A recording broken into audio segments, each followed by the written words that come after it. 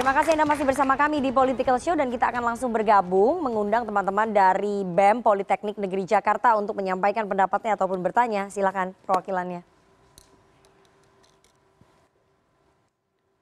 Izin Bang, saya Farhan Badius dari Politeknik Negeri Jakarta. Dan alhamdulillah pada kesempatan kali ini saya diamanahkan untuk menjadi Ketua Badan Eksekutif Mahasiswa Politeknik Negeri Jakarta. Tadi cukup menarik pembahasannya, bahwasanya kita juga sebagai rakyat, kita juga sebagai mahasiswa, juga sebenarnya bingung Bang. Kita mau melihat pemimpin sekarang pun kader dari PDI gitu.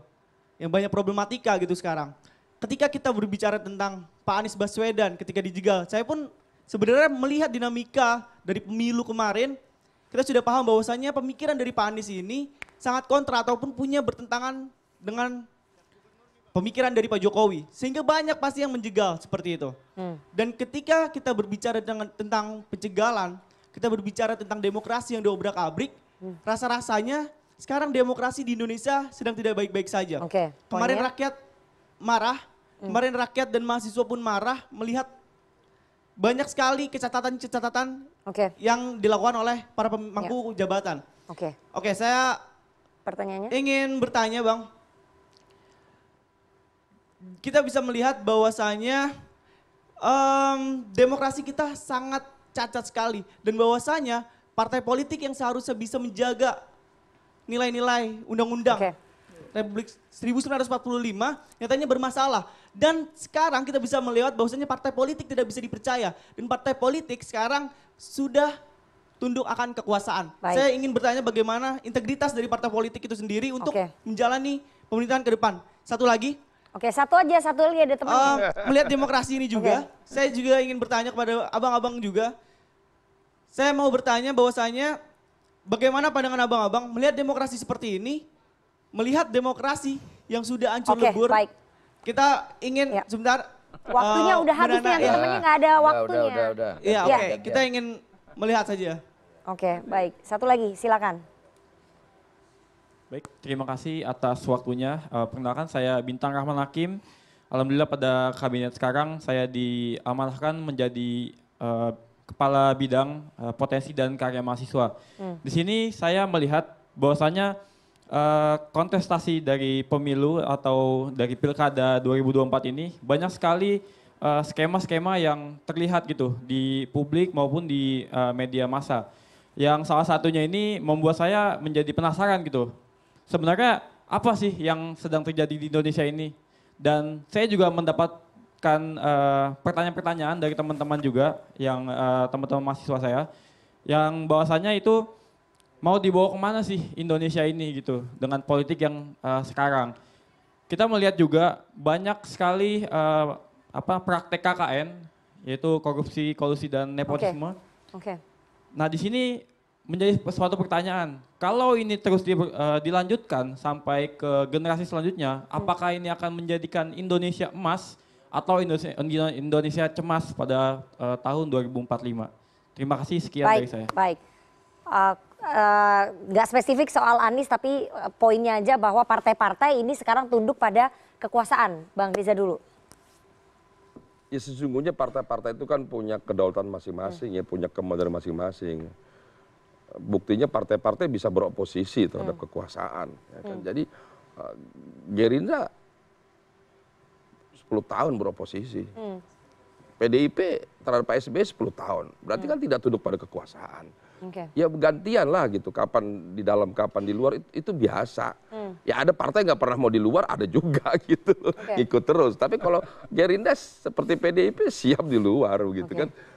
Itu juga biasa. Pilihan partai, kenapa mau di dalam, kenapa mau di luar. Jadi menurut saya inilah demokrasi kita. Yang paling penting mari kita perbaiki ke depan. Apa terkait pilkada, ayo kita perbaiki undang-undang pilkada, pilpres, pileg, lebih baik lagi, lebih demokrasi. Partai Gerindra sekali lagi, saya pimpinan pansus ketika itu, justru yang memperjuangkan presiden threshold parlemen sampai 0%. Jadi kita berjuang, bukan cuma bicara di mimbar seperti ini. Silakan Bang Deddy, 1 menit. Iya, demokrasi itu kan rule of the games-nya harus jelas. Tanpa rule of the games yang dipegang oleh semua pihak, maka akan sulit terjadi demokrasi. Termasuk independensi partai politik. Yang kedua, institutional building, pembangunan kelembagaan. Kalau KPU-nya, Bawaslu-nya kayak kemarin ya susah.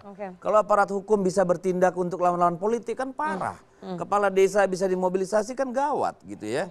Lalu yang ketiga apa? Ada publik yang tercerahkan, tercerdaskan gitu, yang mampu memilah-milah informasi, lalu mencari sumber-sumber informasi yang kredibel. Sepanjang tidak mau mencerahkan diri ya Republik kita ini kayak begini terus. Lalu partai politik di mana? Partai politik juga manusia, Pak. Anda boleh cek per hari ini siapa partai yang masih teguh berada di jalan itu. Silakan dinilai sendiri. Saya mau tambah sedikit mungkin. Kita juga harus jujur ke publik, bukan hanya Mulyono produk PDIP yang gagal di eksekutif. Tapi PDIP punya perwakilan di DPR juga gagal. Saya berharap konsolidasi koalisi Kim ini bisa kemudian mengevaluasi undang-undang MD3. Kami dari publik berharap jangan lagi memilih ketua DPR yang bakatnya hanya mematikan mic. Dan kemudian tidak berfungsi. Mic itu mati otomatis, Bos. Mic itu mati otomatis. Waktu Gerindra juga mati. Anda dari ketua tadi DPR atau fraksi PDIP sebentar. Ketua Gak nyambung banget loh. Kalau Anda benci sama gaya PDIP, berandalan silakan, seperti Bos. itulah. Kalau Anda menggunakan semua kesempatanmu ini fokus depan aja, publik. fokus, Bang. Saya mau fokus. Saya mau lanjutkan kalimat saya, fokus ya. Tapi saya tidak akan membiarkan Anda melakukan itu. Saya mau lanjutkan. Sebentar dulu. Oke, sebentar. Ya, fokus saja, Bang. Fokus ke topiknya. Saya berharap partai-partai, saya berharap punya di ruang publik hanya untuk menyerang PDI Perjuangan. Tidak ada yang lain. Saya berharap Tidak bisa. partai-partai, Anda nggak boleh lebih begitu, khusus Anda jujur PDIP, melihat semua. gunakan fraksi, gunakan pimpinan DPR, PDI hanya gunakan satu Komisi fraksi 3 dari 9 untuk fraksi. segera memanggil Jokowi, mengkonfirmasi Baik, sudah ditangkap poinnya. PDI hanya satu dari 9 fraksi. Jangan Sudah gaya ditangkap berandalan. poinnya ya. Udah saya mau ke jubirnya Anies Baswedan ini. Sebentar, sebentar Bapak-bapak ya. Jangan bodohi rakyat. Oke. Jangan bodohi rakyat. Tolong dijawab dulu. Saya Bang closing statement Bang Andi. 30 detik aja. Iya, sebentar saya ingin tanya ini merupakan akhir dari karir politik Anies Baswedan atau bagaimana? Saya meyakini tidak. Anies Baswedan insya Allah akan tetap jadi spotlight publik. Dan insya Allah langkah-langkahnya akan lebih positif ke depan. Tapi yang paling penting saya ingin bikin closing statement. Kalau tadi terkait pertanyaan itu saya simpulkan aja. Jika Pak SBY sebagai presiden pada waktu itu melakukan cara-cara seperti ini, Pak Jokowi nggak jadi presiden. Mungkin Pak Prabowo Hatta sudah terpilih presiden pada waktu itu. Tapi Pak SBY memilih jalan yang berbeda.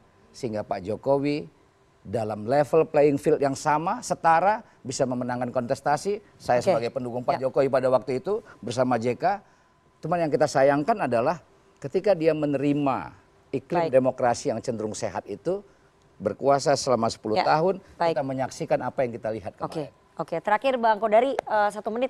Bagaimana Anda melihat rencana Anies Baswedan membentuk ormas ataupun partai ini akan sulit nggak ini ke depan?